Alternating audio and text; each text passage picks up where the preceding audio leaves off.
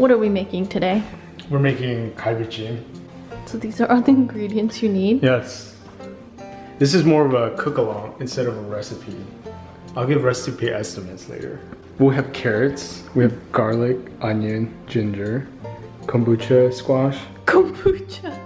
I think it's kabocha. Kabocha. Pepper, soy sauce, brown sugar, balsamic vinegar, soju. Because we are using soju instead of red wine because Yeah. this is just what we had. Yeah. Salt. And what is this? This is a lot of meat. Yeah, that's a lot of It's meat. a lot of meat. What kind of meat is this? This is beef short ribs. Oof. This is a fusion. This is my kind of fusion. So we're using Western cooking techniques with the Korean traditional kalbi-jjeem flavors. Sounds good. Because no other recipe I've seen, I'm sure people have done this. I've never seen a recipe out there that sears the meat first. That's how like people in the West do it. Yeah. So I figured one day I should just use that for kalbi-jjeem.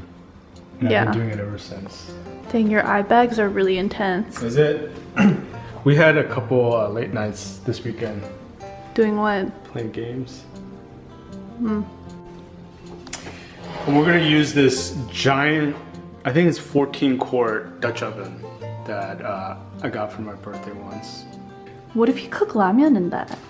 You could probably cook legit 40 ramen in here. It's amazing. First step is, Season the meat. okay, I use kosher salt. dang, look at this meat. Sorry for all of you vegetarians. It's a very meat heavy dish. Did you wash your hands? Yes, I did. So next we're gonna sear the meat. Okay. We're gonna sear it in batches because that's a lot of meat. So you just put some oil and wait for the heat to come up. We're using olive oil. And you have to hear the sizzle. If you don't hear a sizzle, the pan is not hot enough. Oh, jumped in.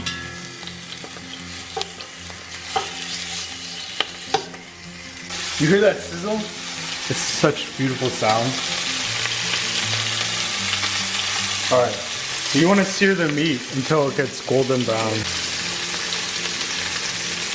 Okay, next batch. Okay, so you're only searing, you're not searing the fat side or the whatever side? I'll see what you mean there. Alright, after you sear the meat on all sides, this is what you want. Golden brown. And all this drippings in the pan, we're gonna deglaze that later with the soju. So just make sure you don't burn it, but you want to get that color. That's the good stuff. Alright, alright. Alright, next step. After the meat, all that color, we throw in the onion, garlic, and ginger. Yeah. We're gonna sweat it out a little. Alright. With a pinch of salt. Alright, we'll let that go.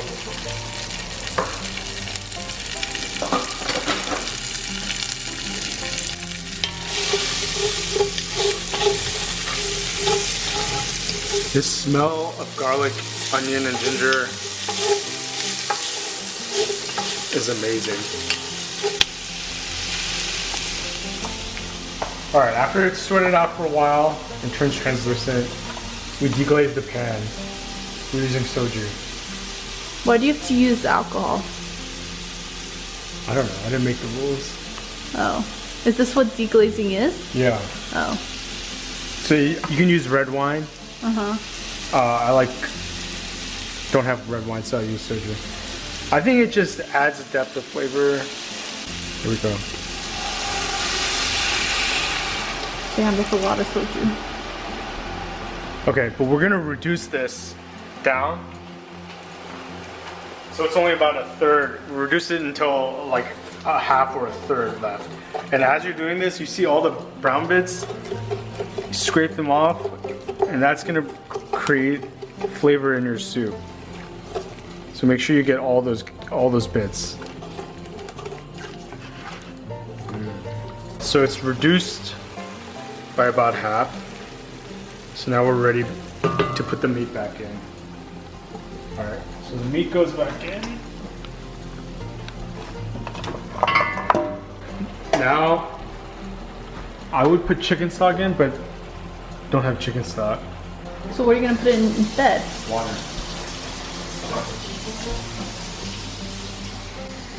It's heavy. All right, Sabrina likes a lot of soup, so I'm gonna make this one soup. Okay, we're gonna first let it bring up to a boil. All right, so now that it's at a boil, we're gonna put the seasoning in. So this is some soy sauce. That finesse. Oof. This is fresh ground black pepper. Black pepper. We'll put some vinegar in there too. I always like putting vinegar in my food because it gives it a nice balance. The whole thing? I don't know, just a little bit. Just a little bit. It's all about feel. That's how I play piano too. Just go with it in the moment. All right, the ratio, similar to like kalbi marinade, it's like 80% sugar to 100% soy sauce.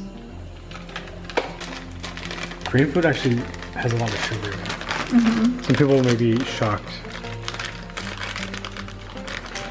how savory dishes can have so much sugar. Holy moly. We'll taste it and see.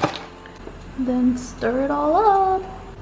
So we put in the seasoning and we're gonna give it a little taste test.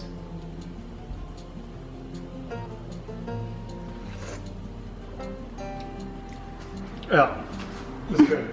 Yeah. Okay, so if you like your carrots really soft, you can put it in right now. So Sabrina likes her carrots really soft, so I'm gonna put it in right now too.